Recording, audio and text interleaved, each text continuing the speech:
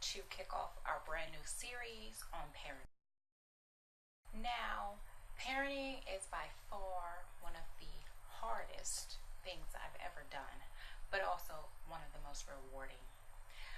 Now, as a licensed clinical social worker, I have lots of training in parenting education, and the internet is just full of resources for parents to gather information about parenting. But I'd like to come from an eclectic approach to parenting. When I meet with parents in my private practice, or when I'm just talking with friends, I take a little bit of everything, a little bit of personal knowledge and a little bit of professional, and I try to integrate it to something really simple.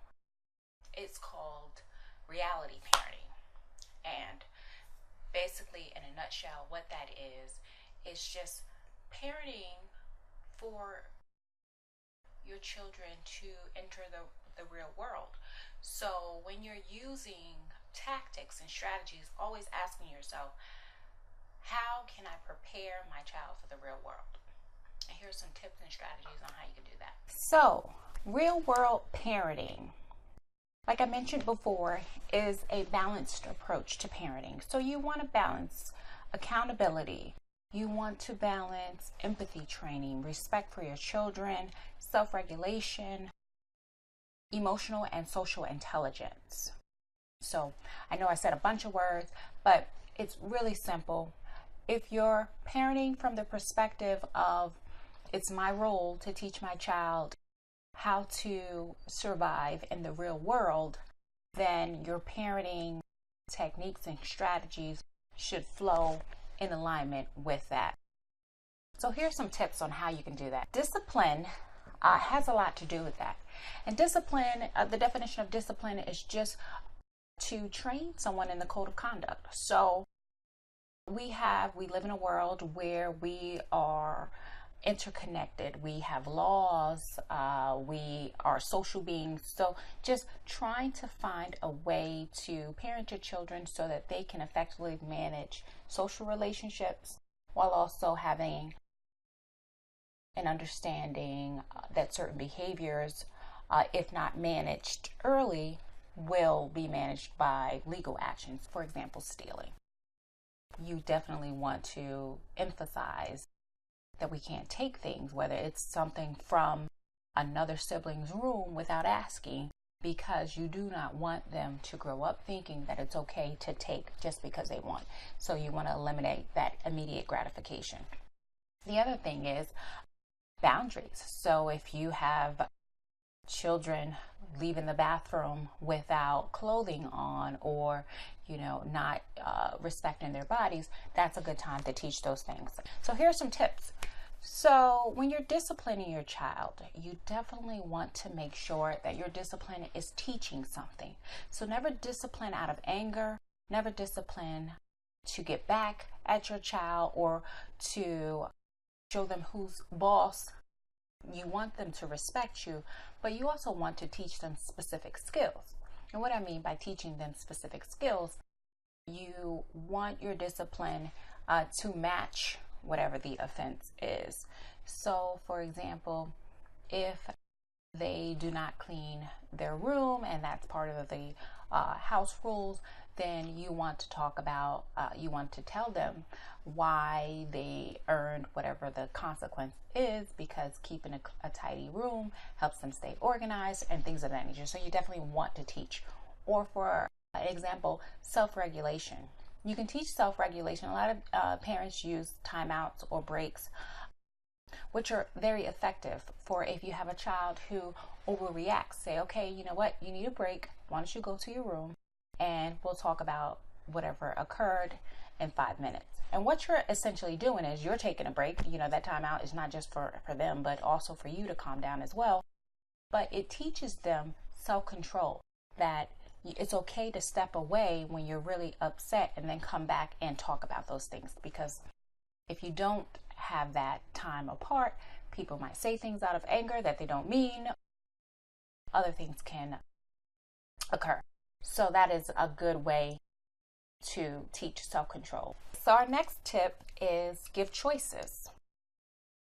This is a very effective discipline tool. Give choices. Allow your child to choose what they want to do. So, for example, I'll give you an example that I had with my son. He was having a hard time getting his routine in the morning together. So what I would say to him, well, you can choose to do your mommy morning work. I give him a little assignments right before he goes to school just to make sure that he knows the topic. You can choose to do your mommy work now, or you can choose to do it after school. And that way, it's getting done. He has a little bit of autonomy in determining when he wants to get it done. Another effective use of choices would be if you choose not to do your morning routines in a timely fashion, then you don't have time to debrief or play your iPad or watch TV, because most of the time was just doing the mandated things, so you don't have time to play. Or if you want to go out, you have to do X, Y, and Z first, and then you can have something that you like to do. So it's a choice to behave in a manner that is pleasing. The next tip would be use natural consequences. So if you are telling your children, you know what, don't run in the house, and they continue to run in the house and slip and fall, that would be a teachable moment where you can say, this is why I didn't want you running, because when you run, you can hurt yourself, and this is what happens. So using natural consequences. Also, I'm a big fan of incentives and rewards, and I think that when children feel that their behavior is acknowledged and rewarded, it not only gives them the reward, but it also boosts their self-esteem because they have achieved this. So I like to use behavior charts. Sometimes if you have adolescents, you can list a bunch of chores that they can do, and at the end of the day or week, they can earn an allowance. So their behavior is contingent on a reward. And that goes right into what we're talking about with real life parenting, because you go to work and you earn a paycheck, and you have to perform, and you have to do X, Y, and Z when you're at work to get that paycheck. So they can learn these life skills now as part of the family, making sure that they help out and do what's necessary for the family to do well. So if they understand it like that, they feel good about what they're doing, and they also get a paycheck, or they get to pick dinner or play a game with mom, whatever the incentive is that you like to do for your child. The next one is determine what the non-negotiables are. So there will be behaviors that you want to eliminate, that you just have no tolerance for, and you definitely want to hold them accountable for. So understanding what those are. In my house, we're really big on respect, so there is no cursing, there is no name calling.